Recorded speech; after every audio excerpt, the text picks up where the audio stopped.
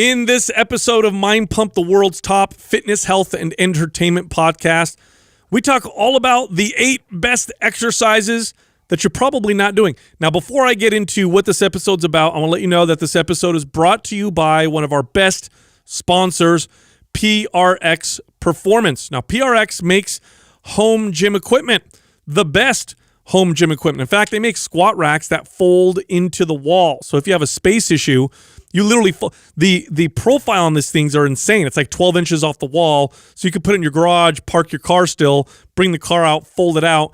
Now you have a squat rack to do all of your exercises and workouts.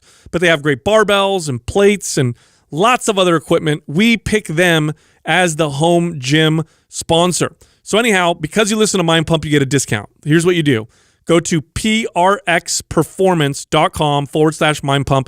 Use the promo code MindPump, get 5% off. And if you buy anything over $500, we'll send you a free MAPS Prime program. All right, let's get into the episode. So we start out by talking about some of the best exercises you're not doing. And the exercises that we picked are the ones that build the most muscle and burn the most body fat. You won't want to miss this episode. Listen to the very end, because at the end we kind of talk about how to program these into your current workout and how to use them to get those great results. Also, don't forget, we're in June. That means MAPS HIT is 50% off. Now, MAPS HIT is our high-intensity interval training program. We designed this program to burn maximum body fat in the shortest period of time. This is the one program I can say is phenomenal for short-term, fast fat loss. Now, the other good thing about this program is you don't need a lot of equipment. So a lot of you guys don't have access to a gym. That's totally fine. You could do these workouts with barbell and dumbbell or just dumbbells. And again, the workouts are intense, so make sure you start at the novice level, although the program does come with 3 levels all the way up to advanced. And of course, the program comes with everything you need to follow the workout, okay? Videos and demos and blueprints and everything. Anyhow, 50% off, okay? That makes it very inexpensive. Here's how you get the program. Go to mapshit.com, that's MAPSHIIT.com, and use the code HIT50, that's HIIT50, no space, for the discount. You know what I find really interesting about like the fitness space or whatever? That there are trends in exercise. This takes a while to figure out. Like if you work out long enough. Oh, yeah. Like they know something cool you've never seen. Well, you start to realize that exercises come in and out of favor. And what really determines this oftentimes is who are the cool people doing these exercises. So I didn't really realize this fully until it was like, 10 or 12 years into me working out. And the first time I noticed it was when Dorian Yates was winning all the Mr. Olympias. Now, for the people who don't know, who don't care, I'm going to explain why. I'm one of those guys. Dorian Yates was a professional bodybuilder, and he ushered in the era of the mass monsters. So he gets a lot of credit for taking the level of bodybuilders from what they looked like in the 80s and early 90s to all of a sudden they were just incredibly massive, okay? And one thing he was really known for was his back. Now, Dorian Yates did this exercise that a lot of people didn't do, and he got it from Mike Menser. He learned this movement from Mike Menser. But it wasn't like a special movement. People had done it before. It just wasn't super popular. It was the supinated grip barbell row. And they would film him doing it or pictures of him in magazines doing it. And because he had such a massive back, because he was the however many time Mr. Olympia, all of a sudden everybody started doing an exercise that I saw nobody really doing before. You mean to tell me you can turn your hands like this? Yes. Yeah, so everybody started doing it, right? Yeah. Then I saw it again when Ronnie Coleman was Mr. Olympia as many times as he was. And he was, a lot of people call him the greatest of all time, just almost impossible to beat. Ronnie Coleman did an exercise that used to be one that guys considered a girl exercise. They used to think this particular exercise was, that's for walking lunges. That's for girls. Yeah. Wow. Remember that? Yeah. They filmed him, or he'd walk outside. That's funny. They used to think that was a girl. Yeah. So he was in Texas and in the Arlington heat or whatever, and at the end of his leg workout, he'd put one or two 45s on a barbell, and his legs were crazy looking, right? He'd wear these spandex pants. You could see the veins through them or whatever. and he'd do walking lunges in the parking lot. And after that, everybody started doing walking lunges. Yeah. Yep. Now, so it's very interesting to me, but one of the problems with this mentality of like trends, exercises that are trendsetters, is we tend to when we find some exercises that are popular, we forget other ones, and a lot of times we forget really effective exercises. Yeah. They're just not popular, but they're super Well, I think we effective. tend to over glorify some of those too, because of that, because of who did it or who made it popular for the rest of the masses to start doing. So. Right. Well, I mean, look at the popularity of barbell deadlifts and squats, especially deadlifts. Yeah. Nope. I tell you what, right now, the first half of my career as a trainer, nobody did barbell squats. I'm not exaggerating. Nobody did barbell squats ever. If you worked out legs, you were doing other stuff. Yeah. And when I would do squats, as a trainer or even as a manager, I would get members that would come up to me and tell me, "What are you doing? You're going to hurt yourself." And nobody did them. Now, all of a sudden, squats are like the best exercise ever for building your butt. Women do them. Everybody does them. And they are a phenomenal exercise. But I do find it interesting. So, and one thing that I did when I realized this, when I started to piece this together much later in my career, is I would buy old muscle building books and magazines from like the 40s and 50s and 60s. And even before, I have some books actually from the early 1900s. I actually posted a picture of them on my Instagram the other day.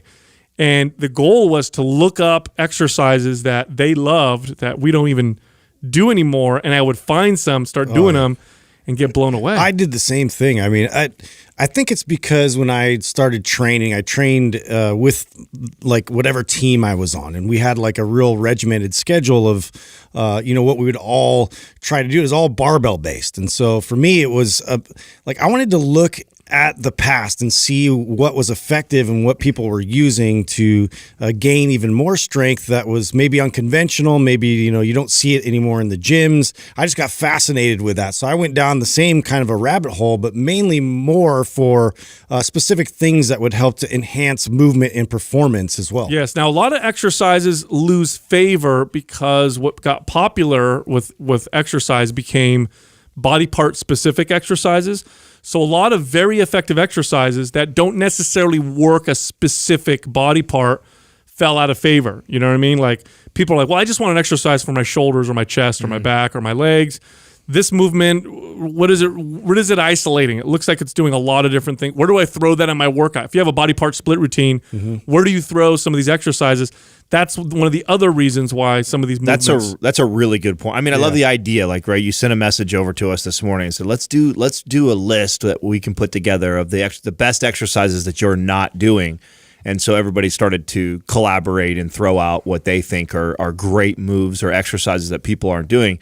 And I think that's probably one of the most common things that when I look at the list that we put together, what I see is that I see that very few of them are, a specific exercise for one small muscle. That's all we're trying to focus on. And I think that's it. It got so popular to bodybuild and do isolation type movements and exercises that some of these great big lifts just fell out of favor. Yep. Well, and I think there's another kind of interesting counterpoint to this where a lot of strength coaches and lots of like modalities kind of popped up adjacent to what was going on with like, your regular gyms, and it was real exclusive clubs. And they almost became elitists in their methodology, and you had to pay a lot of money to learn these techniques, like in terms of kettlebell type of movements, and the whole philosophy and modality behind that, and like all these other directions. Like they didn't want you to know this information or perform it. They would like vehemently talk shit about you doing these movements if you weren't already trained and had the cert behind you. The other thing too that I see, and I'm guilty of this, is they're the hard ones. Yeah. Totally. And I remember being this kid, you know what I'm saying? Like I didn't like doing the really, really hard exercises, and it's silly because when you think about it, the really difficult or high skill leveled exercises have the biggest bang, have the greatest benefit. So I think that's part of the reason too, is we tend to avoid the things that are Yes. difficult. We want the Absolutely. machines that just go like this. Well, you want the pump, but you don't want the pain. You know what I mean? You want to feel the That's a muscle. t-shirt right but there. But you don't want to be exhausted, or you don't want to feel like you have to really challenge yourself. And unfortunately, the connection between difficulty and results is quite strong. The more difficult movements tend to be, the more upswing that there tends to be. It's not always true, but it's usually true. So that's kind of a rule of thumb to consider. And in fact, if you look at all of our MAPS programs, what you find are typically very few easy-ish exercises, and typically these tend to be machine movements, and much more of an emphasis on the more difficult skill ones. And here's the bottom line: we all train people for decades, and I clearly saw a benefit on regular everyday people. I'm not even talking about hardcore athletes or bodybuilders. I'm talking about everyday people. I clearly saw a benefit with my clients when I'd have them do the more practice, the more challenging stuff versus doing more volume of the easy stuff didn't seem to equate the same results. So the first one that I picked that I felt I wanted to talk about is one that there's a lot of controversy around, especially in the strength community. In fact, I have good buddies that are very, very intelligent, great lifters, very, very strong, and tend to mock this exercise. But I think for me personally, not just from helping myself progress, but also clients and what I saw as far as the overall carryover, and that was the Turkish get up. And the Turkish get up, I feel like doesn't get enough love, and I think it gets made fun of. If you're in the strength community and you're a big squat, deadlift guy, and you care about those numbers and getting that up all the time, you look at a Turkish get up and you're like, okay, I'm going to spend all this time on this Turkish get up. Is it going to make my squat? It's not really about just lifting heavy weight, right? Which is what powerlifters tend to love the most. But I mean, it's a bit of a dance move. Let's be honest; it's multifaceted. There's lots of components to it, but that's what I love about it. I love the fact that it takes you through all the different planes of movement, and it has to be performed precisely for you to get the benefit of it. A Turkish get up is one of those rare exercises, and I say rare and I mean it, because not many exercises do what a Turkish get up does. It's one of those rare exercises that makes all your other exercises more effective. Okay, so a Turkish get up doesn't work a specific body part. It's not a shoulder exercise. It's not a leg exercise specifically. It's not a core movement, specifically, or arm or chest. It works a lot of different things. So you're not gonna do a bunch of Turkish get ups and get a crazy bicep pump or chest pump or build your legs like crazy like you would with a barbell squat. But what it will do, if you do them right and if you put them in your program correctly, which I think we'll get to, is you'll feel more connected to all the other very effective exercises. Getting good at Turkish get-ups makes you better at overhead presses, squats, deadlifts, at rows. It makes you better at all those other movements, which is why it's such a valuable movement. And here's why I would like to do these. Where would you put a Turkish get-up? In my opinion, there's a lot of value either at the beginning or end of your workout. Yeah. I think that's the best. Or the days in between. Or the days in between. Yeah. It's a great movement to do when you're not doing your normal traditional workout and you're like, I want to do some mobility movement. I want to keep this muscle building signal loud. I want my body to stay connected. I want to facilitate better recovery. That's when you do it in between. Yeah, I can't think of a better exercise that helps to promote mastery and control over your body and the mechanics, that you need to be able to summon perfectly to be able to pull this off. Like we talk about anti-rotation, we talk about, a few things like that about stabilizing your body in pivotal moments of lifts. And so like these are the components get highlighted more so in this exercise specifically than any other. And that's really what you're working on. You're not necessarily working on like getting to an end of the rep. It's about like how organized you can get and how controlled you can be in this movement. Well, Justin, you recently just did the Prime webinar, and in our MAPS Prime program, we break the body up in 3 zones. And as coaches, we agreed like these are the most common areas where we see breakdown in movement. And what I love about the Turkish get up is I can't think of a single movement that exposes all three of those areas that well. Oh yeah. Yeah. Like if you have breakdown in zone 1, if you have breakdown in zone 2, you have breakdown in zone 3, Absolutely. the Turkish get up will expose that more than almost any other move. And to that point, if you get good at it, you're going to see some of the greatest improvement in all three of those zones that we talk about. So you do it at the beginning of a workout, it primes and wakes up and connects the whole body. Okay. You do it at the end of a workout, and it works the entire body in unison after you've probably broken it up into segments. You do it on the days in between. Phenomenal full body mobility, full body muscle activation. You're going to send a good recovery and muscle building signal, or at least maintain the one that you sent the day before with your heavy and hard traditional workout. So Turkish get-ups definitely belong on this list. By the way, they were highly prized by Turkish wrestlers who dominated the scene for a long time back in the day. And one thing you need to look at with exercises is look at the history of them, look at why they're prized and who prized them, because oftentimes people, especially in those days, they did what worked. So they're like, this is making me better, I'm going to keep doing it, and that's how it got popular. It was prized in the strength community too. They used to have, like, in order to get in an apprenticeship underneath like a famous or a popular strongman back then, they used to have like a test. And it was, you have to be able to do a Turkish get-up with a 100-pound dumbbell kettlebell above your head. That was your way of even getting into apprenticeship with a advanced lifter. So that was like I did not know that. Yeah. That was like one of the tests that you had to get to before I would even take. If I was a badass strongman or lifter back then, before I would even take you underneath my wing, you first have to get to a point where you can do a 100-pound Turkish get-up before I would even mess with you. Wow, I didn't know that. That's interesting. All right, the next movement was one that I discovered relatively recently. It's the windmill. Now, the windmill involves rotation with resistance, and you also need some good shoulder and upper back thoracic stability. Now, the windmill, like the Turkish get-up, doesn't train a specific body part. I mean, you could put this in the category of core if I had to absolutely pick. Right. You're getting a lot of quadratus lumborum. You're getting a lot of the lower back and the hips involved. Which I think is probably the highest value, because I think, tell me another exercise that really highlights the QL. Right. Yeah. So there's just so much value in that, meaning like this is something that you need as an active stabilizer in deadlifts, in all these like major other lifts that really supports your back and your spine. Now, the windmill got me more stable and stronger with my deadlift. It's one of those rare exercises, just like the Turkish get-up, where it made me better at other movements, which then have a lot of potential benefit. So the windmill for sure. And the first time I tried a windmill, I couldn't even get in the position. This is after years of working out, very common. I just couldn't get in the position. I didn't have the ability to move that way. And I remember the first time I tried it, I was like, this feels impossible. Why am I not able to do this? So I practiced and practiced, eventually getting able to, get in that position, then add resistance.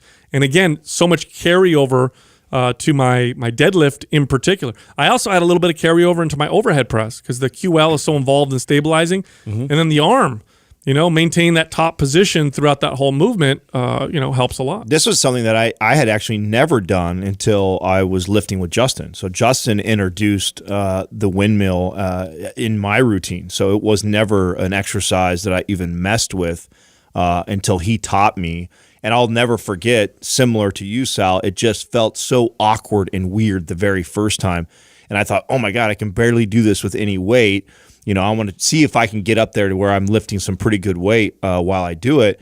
And of all the exercises that we're going to talk about today, this is up there with one of the ones that I love the way I feel right after I do it. So you talk about where to place it. This is another one of those ones I love at the beginning of a workout because it just sets up the rest of my workout really well. And I don't think there's a lot of emphasis that's put on rotational strength like that and shoulder stability together. And those are both common areas where people have breakdown. They have breakdown in having good rotational control and strength. They have really a lot of breakdown in shoulder stability and strength. And so it really highlights that with combining it with hip hinging, which is so important in so many movements that we always address. Yeah, well, consider this. You have three very experienced and successful trainers. Adam, Justin, and myself have been training people for a very, very long time.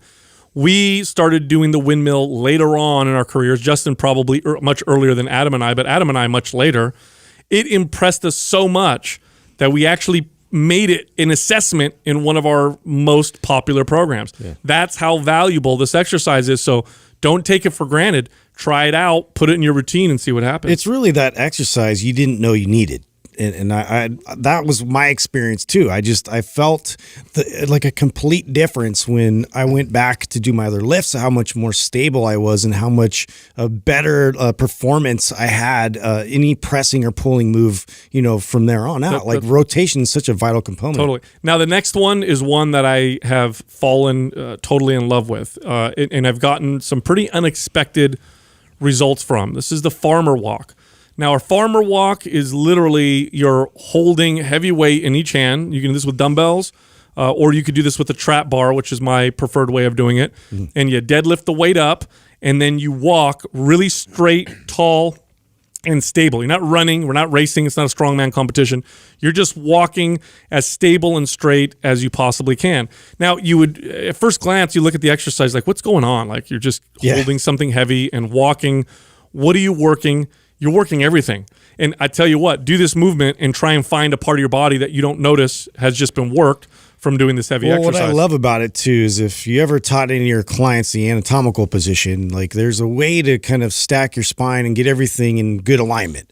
And that's where you first start. And this is an exercise that you can now load and reinforce that position that your body thrives in. And so to be able to kind of isometrically contract and maintain this position while you're moving, now you got locomotion. I'm moving with this weight, but now I have to stabilize this weight simultaneously. And the weights are going to pull you left. They're going to pull you right. It's going to get your core to really like set off on fire. There's a lot of things working to be able to maintain this position going forward. Well, when I think of this movement, I think about what Sal said on this podcast so many times when he's give the analogy of the, your central nervous system being like an amplifier to your speakers or your muscles, and we've made the case and the point of the role that the CNS plays and why that's so important and it's so overlooked.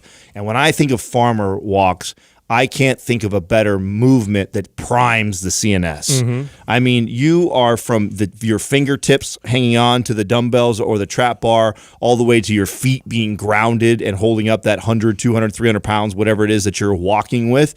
I mean, it lights the entire body up like a Christmas tree. So if you do that first before you go anything else, I feel like it's one of those few movements that kind of gets me ready for everything. So it doesn't matter what I'm going to go do after that. I don't care if I'm going to go do a shoulder workout after that, a chest workout, a leg workout. If I do some heavy farmer carries for a couple sets before I go do that, my whole body just feels connected and primed. Now, there's multiple variations of carries. We're talking about farmer carries, which is, your balanced load. You can unbalance it and you can have just one side. And we do a suitcase carry just, as effective, but now we're a little bit more focused on our core stabilization, on our obliques getting a little bit more involved to be able to keep everything straight in a line. There's also overhead carries where I'm holding a weight over my head, but now I'm, keeping my shoulder in position where I'm reinforcing the fact that I'm stable with something over my head. That's so important.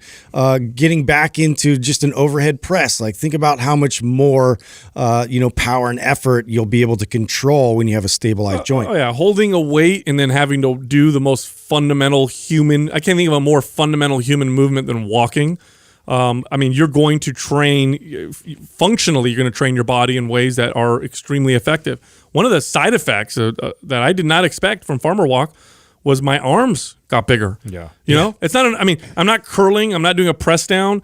And yet, when I do farmer walks, my arms grow better than when you're holding heavy weight, man. It's crazy. It's really crazy. And that tends to be one of the limiting factors for people in getting a stronger deadlift, getting a stronger bench press, curling more weight, pulling your body weight up. Mm-hmm. So if you get to a place where you can hang on to some really good weight in farmer carries, you tend to notice all those other big lifts start to go up because many people, the limiting factor is their grip fatigue. Strength. Arms. Yes. You're extending your ability to hold on to something longer. Absolutely. Now, the next exercise has an interesting history, right? If you go back to when the Soviet Union existed, you had the Soviet Union and you had America, and they would compete in many, many different ways, obviously, but especially in the Olympics. When the Olympics came around, it was like, who's going to win? It was a great way to compete without, shooting each other or whatever. USA. And one area that the Soviets just crushed was weightlifting. Yeah. They were incredibly good at weightlifting, and the Bulgarians in particular were dominating the weightlifting scene. And there was, we called it the Iron Curtain at the time because they would hide a lot of their methods and training. Nothing was shared. Obviously, it was a massive communist country. They didn't want to share their success. They wanted to keep it for themselves. And so nobody knew, what was going on, what kind of drugs they were taking, what was their training like, what happened. Well, when the Soviet Union fell, when the Iron Curtain came down, a lot of those coaches came to America and taught us some of their training techniques and taught us why some of their athletes were so dominant. And we learned so much about weightlifting after that happened. Well, one exercise that the Bulgarians did that a lot of weightlifters around the world didn't even know about was the Bulgarian split stance squat. Now, if you look at weightlifting lifts, oftentimes when they're bringing a weight up to arm's length, they get into a split position to press themselves up. And they did a Bulgarian split stance squat on its own to make that stronger. Well, the weightlifters in America started doing it, and they also started to notice tremendous success. So that exercise has an interesting history. Now, today, not a lot of people do it. It looks kind of like a lunge, but it's not a lunge. It requires more balance, and it's probably the best lower body split stance type exercise I can think about. I consider it even better than lunges. It develops the legs muscles like absolute crazy. Single best movement I ever did, like for building my lower half. Like it was, and being completely honest, for well over a decade of lifting for me, I avoided it. And I avoided it because it was fucking hard. It's real hard. I remember being embarrassed of like, it would be hard for me to hold on to a pair of 20-pound dumbbells and do them. Like it was hard. It was just I lacked the ankle mobility. I lacked the hip mobility. So that definitely was a part of the reason why this was so challenging. And I was just weak like that. And 20-pound dumbbells would just destroy me. It was so hard. I would be breathing heavy. My legs would be on fire. Meanwhile, I'm not even moving very much weight. And so for many years, I completely avoided it. And it didn't become something really popular for me until I remember hanging out with our good friend Jordan Shallow. And I remember him really kind of beating it into my head, like how important of a movement it was. And if I would just stick with it, what would end up happening. And so I went on a kick for a while where I just like stopped squatting and all I was doing was Bulgarian split squats. And I remember, I'll never forget, like not squatting for a long period of time, coming back to squatting, feeling so strong and so stable in the squat because of all the Bulgarian split squats. Such a great move. It's one of those exercises I always come back to as a checkup. Like, especially if I have any kind of a hitch in my squat, like if there's something where like I feel like I'm getting a little bit of a knee issue, maybe I'm feeling my hips are like super tight all the time and like they're over responsive, whatever it is, like I'm going to now take that time and put it into unilateral type training. And this is one of the first exercises I go to because it's so exposing. It gives you so much feedback and it provides that much needed stability and support that you're probably not getting. Totally. And it's an easy one to program. You literally put it in your leg workout. It's a leg exercise. It's also one of the best butt building exercises you could do. Yep. It works the entire leg, quad, hamstring, and butt. But when you do these, if you've never done them before, you're going to feel these in your glute like crazy. If your goal is to build your butt, I'd say definitely do this. If your goal is to get a really good squat, I'd say definitely do these. I've also used this like a primer too. So with just body weight. So I love it as a standalone exercise because it can be an incredible strength building, muscle building exercise by itself. So it is easy to program. Like if you're just wondering, like you said, Sal, it could replace squats. It could replace lunges, especially leg press, leg extension. It replaces a movement like that because it's so good standalone by itself.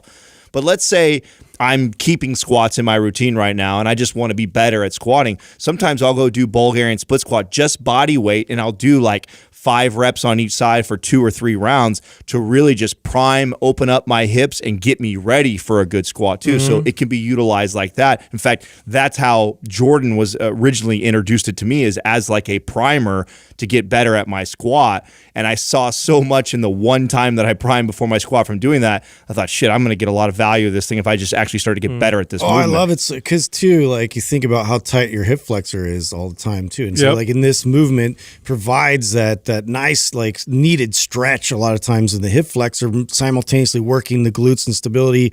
So there's just a lot of pieces to that are really valuable. Now, the next movement I judged wrongly for a long time. I thought it looked silly.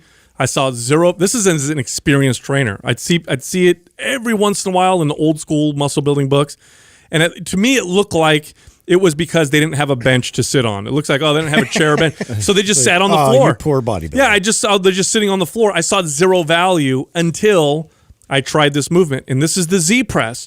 Now, the Z press looks silly. Why are you sitting on the floor with your legs out? Sit on a bench, sit on a chair. Now you could do your overhead press. Isn't that so much better? It's not, and here's why. One of the weaknesses, the common weaknesses in overhead press, is full extension. And it's really easy to cheat your way out of it, whether you're standing and especially when you're seated.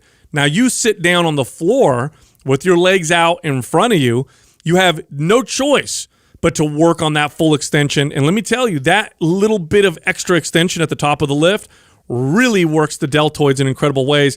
The Z press was a game changer. It was one of those, it's now a movement that has made its regular rotation in my shoulder workouts. It's one of those exercises now that I can't work out without. It's an exercise that I wish I found earlier. Totally. Not only selfishly for my own routine, but also for clients. So I saw such huge improvement in my overhead press by incorporating Z press that I started to teach other people how to do it. And what I loved about it, to Sal's point, when you do a standing or a seated overhead press, there's a lot of ways that you can cheat to get it up. And a lot of people arch in their low back. I did that. Like, that was part of why I didn't like overhead pressing for so long, is I have this arch in my low back that's a little excessive.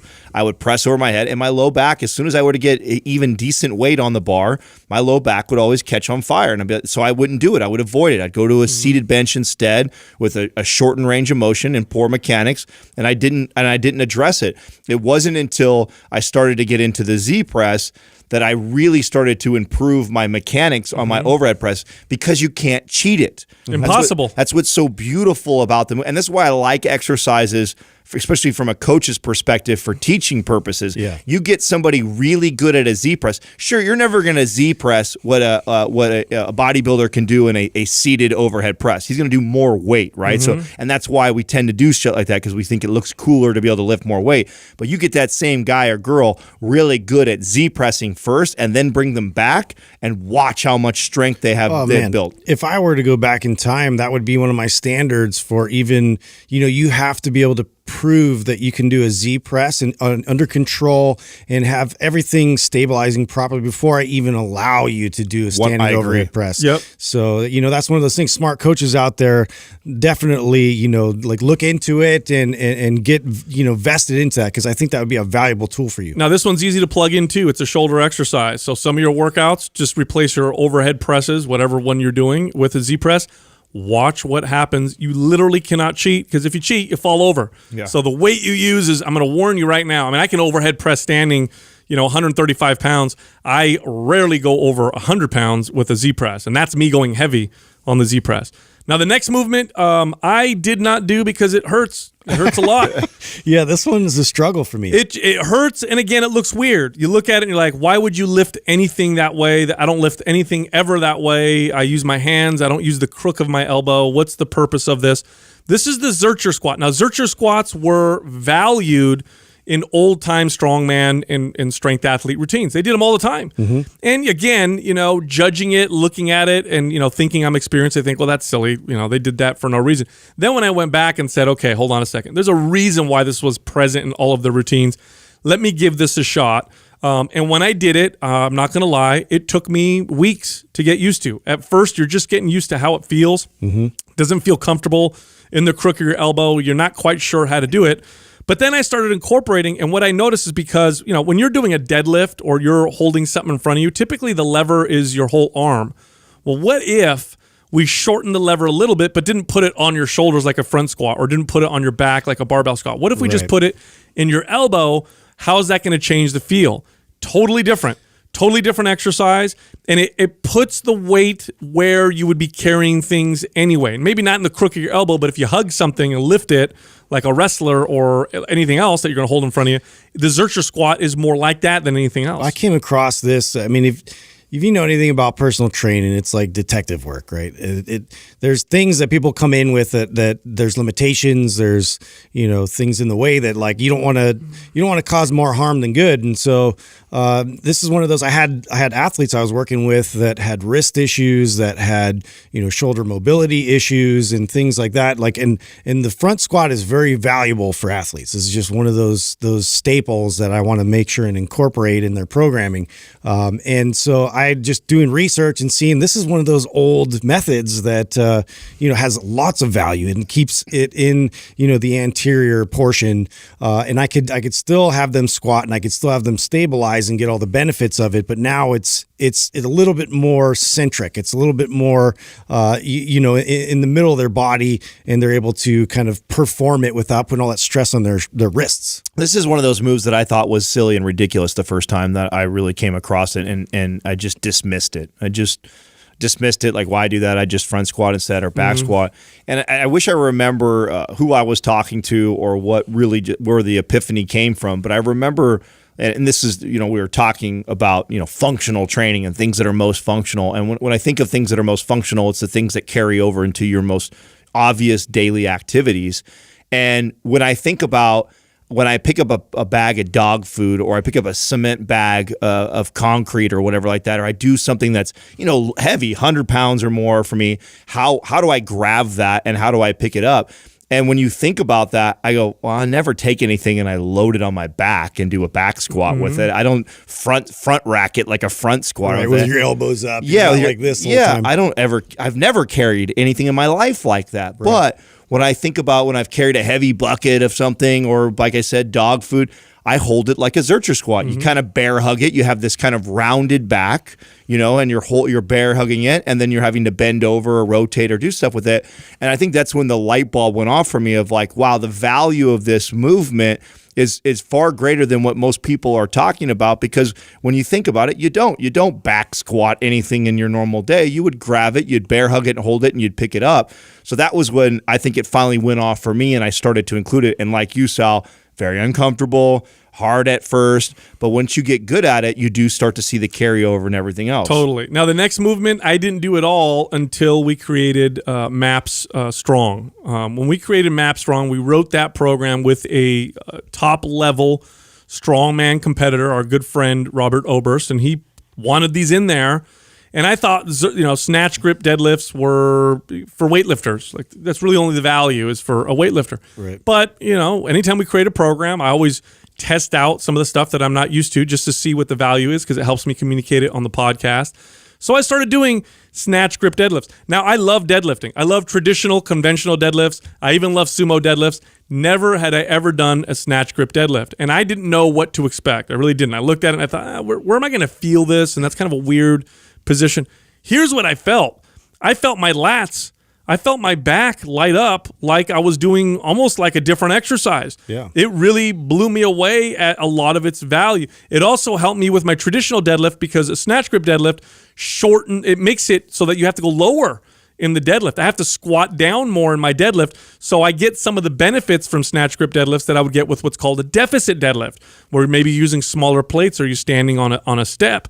I had a great carryover to my traditional deadlift from the snatch grip. So I remember when this went off for me. It was actually when I was competing. So and this has a lot to do with when we first kind of met Sal, and one of the first critiques that you said to me when you were looking at my back, you said, how much do you deadlift? And I said, not very often, and I rarely deadlift. I incorporate it here and there. And you're like, you should really put a lot of focus on deadlift and see what it does. And I remember, I'll never forget the picture I had of, you know, my back before I really was deadlifting a lot. And then when deadlifting became a regular thing, it just, nothing had blown my back up more than deadlifting at that moment. And at that moment, I hadn't really realized what a great back exercise it was, which is also why I get annoyed by the people on social media that try and, oh, it's not a back exercise. Bullshit. You want to, if you don't deadlift because you think it's not a back exercise, add deadlifting, period. But that's what sent me down the rabbit hole of deadlift. And so then I started looking up all these different variations of the deadlift and trying, you know, I've been conventionally deadlifting for quite some time. It had already been a couple of years at this point. And that's when I started playing around with the snatch grip deadlift. And boy, you know, deadlifting was already an excellent exercise for my back. Now when I went into this really wide grip, I really felt my back. I felt like it took a little bit out of my hips and the power coming from there. And it really took a lot to hold that really wide grip and stabilize with both my upper back, my traps, and my lats. Yeah. I mean, I just felt that whole thing light up. And I saw a huge difference. I saw my lats blow up from that. So if this is a movement that you don't do and you want to have an impressive back, both obviously conventional deadlifting in there, but also snatch grip deadlifts. It's all encompassing. I totally felt the same thing. It was like a different exercise completely, which is weird because you're still doing like a very similar type of a movement with it, but with your arms like nice and wide out. But like Sal said, you get really low, and so it basically provides that deficit. Now you're also like incorporating more components of the back. It's a completely different animal. You have to stabilize everything. Now, the next movement I loved for my clients, never did it for myself. And this is common, by the way, for trainers. I know if you're a trainer and you're listening, you know exactly what I'm talking about. There's movements you're like, oh, I love this. Helps so many of my clients. Never do it. You actually do it yourself. But later on, I started doing these and I saw tremendous benefits. And these are single leg deadlifts. Single leg deadlifts are phenomenal. In fact, when I was teaching clients how to do a traditional deadlift, I'd get them good at these single leg deadlift type movements, whether it be a body weight one only, or as they got better with by holding weight. Now, you would be surprised at how strong you are with a traditional deadlift and how weak you are with a single leg deadlift if you've never done them. I mean, I could pull 500 pounds off the floor at the point when the first time I tried these, but I could not pull 100 pounds one-legged. I just couldn't do it off the floor, and that was an eye-opener for me. What was an eye-opener for me is that you realize as people perform these how much rotation happens in the hips. Yeah. And so this is another great asset and tool in your toolbox as a coach to pull these out, and you can really see where the compensations happen and how you can get them to understand how to stabilize and correct that, which then places an all new emphasis into a regular like loaded situation where I'm doing a deadlift, how much more stabilization and how much more force output I can provide. Well, this is what Bulgarian split squat is to squatting.